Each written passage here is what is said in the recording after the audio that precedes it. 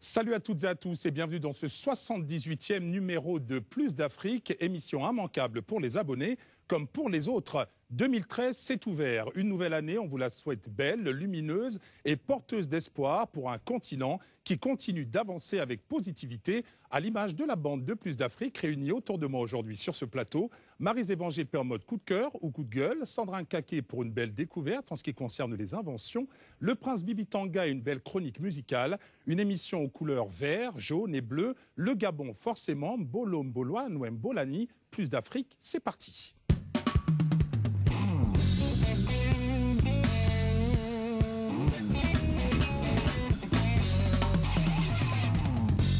Africa Soul est composé de Rico, Mike et Anderson et c'est le combo le plus célèbre du moment. Une première émission pour cette année 2013 placée sous le sceau d'un pays magnifique d'Afrique centrale. Ce pays, c'est tout simplement le Gabon. Et pour l'évoquer, Mireille, qui utilise des éléments naturels, du raffia, des feuilles, pour faire des parures extraordinaires, notamment lorsqu'il s'agit des mariages. Et une fois encore, Denise est partie à sa rencontre. Me voilà en plein centre-ville de Libreville, au boulevard Triomphal, El Hadj Omar Bongo Ondimba. Juste derrière moi, vous avez l'hôtel de ville où se passent tous les mariages à l'état civil. Moi, je vous emmène dans un autre univers de tradition, Men i Gabon, avec une styliste de renom, Mireille Nzoubou Pinga. Elle fait des tenues extraordinaires. Tout de suite, on va dans son atelier pour voir tout son beau travail. Ne bougez pas, à tout de suite.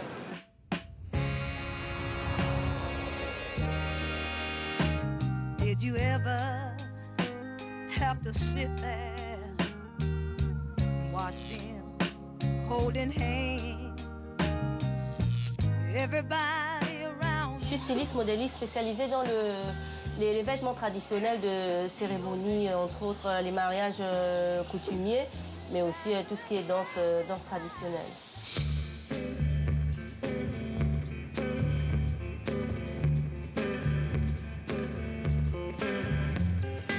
Lorsqu'on regarde la nature, en fait, c'est le plus beau défilé de mode. J'utilise beaucoup de choses qu'on trouve dans la nature et la plupart du temps, où je vais dans la forêt ou je vais au bord de mer, parce que tout ça, on le trouve là-bas.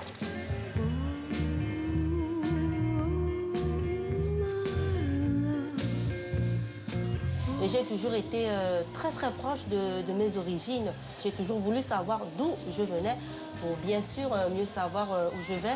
Et je me suis rendu compte qu'il y a beaucoup de femmes qui s'étaient quand même éloignées de leurs origines, surtout en matière de mode traditionnel. Et il y avait vraiment un besoin.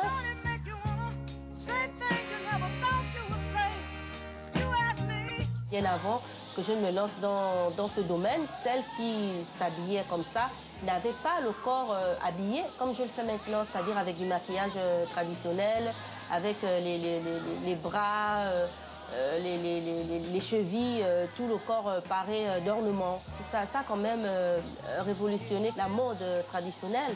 Parce qu'on se rend compte qu'aujourd'hui, qu'elles aient 18 ans, qu'elles aient 42 ans, elles veulent honorer leur famille en s'habillant de cette manière-là.